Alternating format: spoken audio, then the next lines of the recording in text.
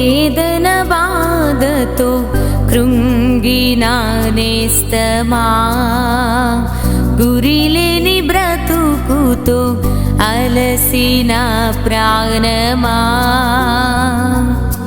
తన కరములు చాచి నిన్ను పిలుచుచున్నాడు, తన కరములు చాచి నిన్ను పిలుచుచున్నాడు.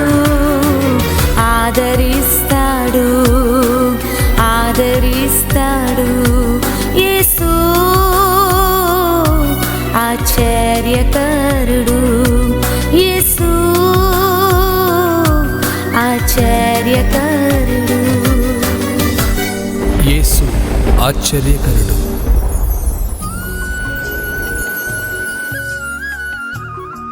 దేవునికి మహిమ కలుగునుగాక. యేసు ఆశ్చర్యకరుడు అనుదిన వాగ్దానం.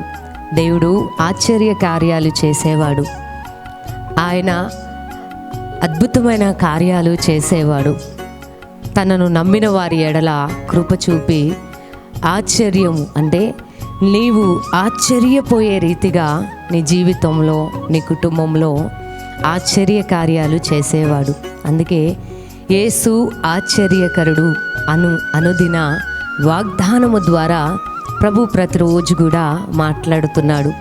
నిజంగా యేసు ఆశ్చర్యకరుడు అను ఈ పాట మరి పరిశుద్ధాత్ముడు ప్రేరేపించి ఆయన ఎలాంటి ఆశ్చర్య కార్యాలు చేస్తాడు, తన బిడ్డల్ని ఎలా ఓదారుస్తాడు, అదే రీతిగా వారి జీవితంలో ఆశ్చర్య కార్యాలు చేయగల దేవుడని ఆయన పేరు ఆశ్చర్యకరుడు. అందుకే ఆయన ఆశ్చర్య కార్యాలు చేస్తాడని మరి ఆ పాట మరి పరిశుద్ధాత్మ ప్రేరేపణ ద్వారా యేసు ఆశ్చర్యకరుడు అనే పాట రాయడం జరిగినది. ఎన్నో ఆశ్చర్య కార్యాలు మా జీవితంలో, కుటుంబంలో, సంఘంలో మేము ఎన్నో కార్యాలు చూసాం కనుక అందుకే ఆయన ఆశ్చర్యకరుడు, ఆశ్చర్య కార్యాలు చేసేవాడు అని పాట రాయడం జరిగింది. కనుక ప్రతిరోజు కూడా దేవుడు నీ జీవితంలో, నీ కుటుంబంలో తన వాక్కును పంపి నీ జీవితంలో ఆశ్చర్య కార్యాలు చేయాలి అని దేవుని సన్నిధిలో మీ కొరకు ఎడతెగక ప్రార్థన చేస్తున్నాం. కాబట్టి నీ కొరకు ప్రార్థన చేసేవారు ఉన్నారు, నువ్వు దేవుని సన్నిధిలో ప్రార్థన చేస్తున్నావు, ఆయన పైన ఆధారపడుతున్నావు కనుక ఇక దేని గురించి కూడా నువ్వు ఆలోచించొద్దు, చింతపడొద్దు, దిగులు పడొద్దు, భయపడొద్దు, అధైర్యపడొద్దు, దుఃఖిస్తూ కూర్చోవద్దు, ఆలోచిస్తూ ఉండొద్దు, డిప్రెషన్లోనికి వెళ్ళొద్దు. ఎందుకంటే ఆశ్చర్య కార్యాలు చేసే దేవుడున్నాడు నీ పక్షమున, నీ కుటుంబ పక్షమున అద్భుతాలు చేసే దేవుని నువ్వు ఆరాధిస్తున్నావు. కాబట్టి ఆయనకు అసాధ్యమైనది ఏముంది? ఆయన చేయలేని కార్యం అంటూ ఏది ఉంది? ఏది లేదు. ఆయన అన్నీ చేయగలుగుతాడు. కాబట్టి ఆయన పైన విశ్వాసం పెట్టుకుని నమ్ముతూ వాగ్దానంను పొందుకుంటూ ప్రార్థనతోనూ వాక్య ధ్యానముతోనూ దినాన్ని నువ్వు గడిపినప్పుడు నీ జీవితంలో ఆశ్చర్య కార్యాలు జరిగిస్తాడు. నీవే ఆశ్చర్యపోతావు. ఆ రీతిగా ప్రభు నీ కుటుంబంలో, నీ జీవితంలో ఆశ్చర్యమైన కార్యాలు జరిగిస్తాడు. కనుక ఇదే కాలమున చక్కటి వాగ్దానం ద్వారా ప్రభు నీతో, మాతో, మనందరితో ప్రభు ఇదే కాలమున వాగ్దానం ద్వారా మాట్లాడబోతుండగా ఆశ్చర్య కార్యాలు చేసే దేవుని కృతజ్ఞత చెల్లిస్తూ వాగ్దానాన్ని చదువుకుందాం. దేవునికి స్తోత్రం కలుగునుగాక. చూడండి, యెషయా 66వ అధ్యాయము నేను చదువుతున్నాను. 14వ వచనం. మీరు చూడగా మీ హృదయము ఉల్లసించును, మీ ఎముకలు లేత గడ్డివలే బలియును. యెహోవా హస్తబలము ఆయన సేవకుల ఎడల కనుపరచబడును. దేవునికి మహిమ కలుగునుగాక. దేవుడు చక్కటి వాగ్దానం ద్వారా ప్రభు ఇదే కాలమున మాట్లాడుతూ ఆయన అంటున్నాడు, మీరు చూడగా మీ హృదయము ఉల్లసించును. దేవుడు మీ పట్ల జరిగించబోతున్న ఆశ్చర్య కార్యాలను మీరు చూసినప్పుడు మీ హృదయము ఉల్లసించబోతున్నది, ఆనందించబోతున్నారు. సంతోషముతో మీ హృదయము నింపబడబోతుంది. ఎందుకంటే అక్కడ మనం కింద మాట చదువుకున్నాం కదా, మీ ఎముకలు లేత గడ్డి వలె బలియును. లేత గడ్డి ఎలా ఉంటుందండి? లేతగా అది ఎదుగుతూ ఉన్నప్పుడు, ఆ గడ్డి మొలిచి అలా ఎదుగుతూ ఉన్నప్పుడు గడ్డి, లేత గడ్డి చాలా చూడడానికి పచ్చగా లేతగా, దాన్ని కొంతమంది యూజ్ చేస్తుంటారు కదండి. అది చూసినప్పుడు ఎలా ఉంటుంది అంటున్నాడు వాక్యం ద్వారా ప్రభు ఉదయ కాలంలో అంటున్నాడు, మీ ఎముకలు లేత గడ్డి వలె బలియును అంటున్నాడు. మీ ఎముకలలో సత్తువ లేదా? మీరు బలహీనులై ఉన్నారా? అయ్యా, నా ఎముకలను బలపరచండి అయ్యా, నాకు బలము దయచేయండి అయ్యా, నాకు సహాయపడండి అయ్యా, నన్ను నిలబెట్టండి అయ్యా, నన్ను నడిపించండి అయ్యా, నాకు సంపూర్ణంగా స్వస్థతనివ్వండి అయ్యా, నన్ను బాగు చేయండి అయ్యా అని ఇదే కాలమున దేవుని సన్నిధిలో మరి నువ్వు ప్రార్థన చేస్తున్నావా? ప్రభు మరొకసారి నీతో మాట్లాడుతూ ఆయన అంటున్నాడు, నీ యొక్క ఎముకలు లేత గడ్డి వలె బలియును అంటున్నాడు. అదే రీతిగా యెహోవా హస్త బలము ఆయన సేవకుల ఎడల కనుపరుచును. దేవునికి మహిమ కలుగును గాక. దేవుని యొక్క హస్త బలం అండి ఇశ్రాయేలు ప్రజలను తన హస్త బలము చేత ఐగుప్తులో నుండి ప్రభు వారిని విడిపించి బయటికి తీసుకొని వచ్చాడు. దేవుడు వారికి సహాయపడ్డాడండి. తన హస్త బలము ద్వారా ప్రభు వారిని విడిపించాడు. దేవుడి ఉదయ కాలమున నీతో మాట్లాడుతున్నాడు. ఏంటో తెలుసా? తన సేవకుల ఎడలనంట యెహోవా తన హస్త బలము ఆయన సేవకుల ఎడల కనుపరుచును.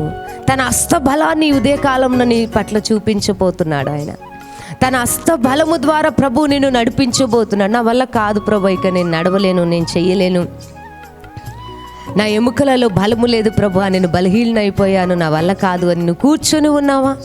ప్రభు మరొకసారి నీతో మాట్లాడుతూ ఇదే కాలం అంటున్నాడు, నా హస్త బలము ద్వారా ఆయన తన హస్త బలమును తన బిడ్డల ఎడల సేవకుల ఎడల తను కనుపరచబోతున్నాడు. ప్రభు చూపించబోతున్నాడు. దేవుని హస్త బలము ద్వారా సముద్రం పాయలుగా అయిన దేవుడు తన హస్త బలము ద్వారా తన ప్రజల్ని విడిపించాడు. తూర్పు గాలి చేత సముద్రాన్ని పాయలుగా చేశాడు. తన హస్త బలం ద్వారా తన ప్రజలకు విడుదలనిచ్చాడు. ఈరోజు ఉదయ కాలమున దేవుడు అంటున్నాడు, నా హస్త బలమును నీ ఎడల నేను కనుపరచబోతున్నాను అంటున్నాడు. తన బలమును ప్రభు నీకు ఈ ఉదయ కాలమున చూపించబోతున్నాడు. నీ ఎముకలను లేత గడ్డి వలె, ఇదిగో నీ ఎముకలకు లేత గడ్డి వలె బలియును. అదే రీతిగా తన హస్త బలము చేత ప్రభువు నిన్ను నడిపించబోతున్నాడు, చూపించబోతున్నాడు. ఆయన హస్త బలమును నువ్వు చూడబోతున్నావు. ఆయన హస్తాలలో స్వస్థత ఉన్నది. ఆయన బలములో, ఆయన హస్తములో బలం ఉన్నది.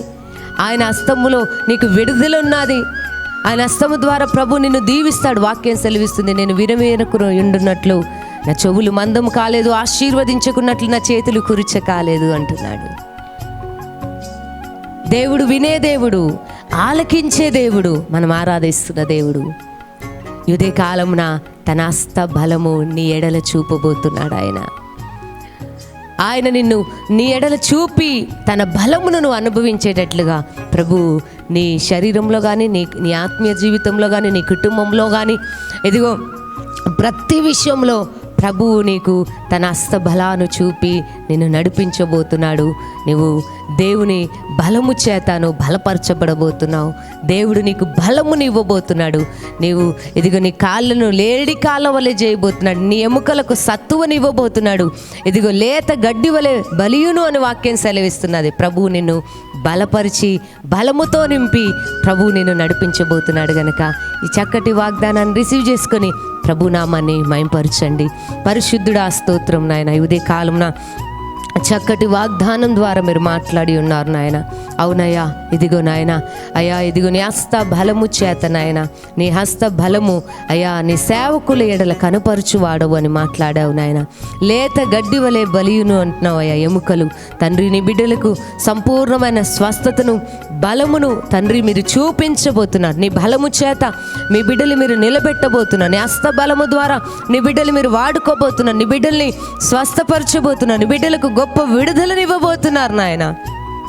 నీ హస్త బలము వారిపైన, వారి కుటుంబాలపైన, వారి సంఘాలపైన తండ్రి నీ హస్త బలము చేత వారిని నింపి నడిపించబోతున్నారు నాయన. నీకు స్తోత్రం, నీకే వందనాలు, స్తోత్రాలు చెల్లిస్తూ ప్రభు విన్న ప్రతి ఒక్కరిని దీవించండి. షేర్ చేస్తున్న ప్రతి ఒక్కరిని, ఈ అనుదిన వాగ్దానాన్ని షేర్ చేస్తున్న వారిని, వారి కుటుంబాలని కూడా నాయన మీరు దీవించి బలపరచమని యేసు నామములో ప్రార్థిస్తున్నాను తండ్రి, ఆమెన్. దేవుడు ఈ వాగ్దానాన్ని దీవించి మిమ్మల్ని మీ కుటుంబాలని ఆశీర్వదించునుగాక.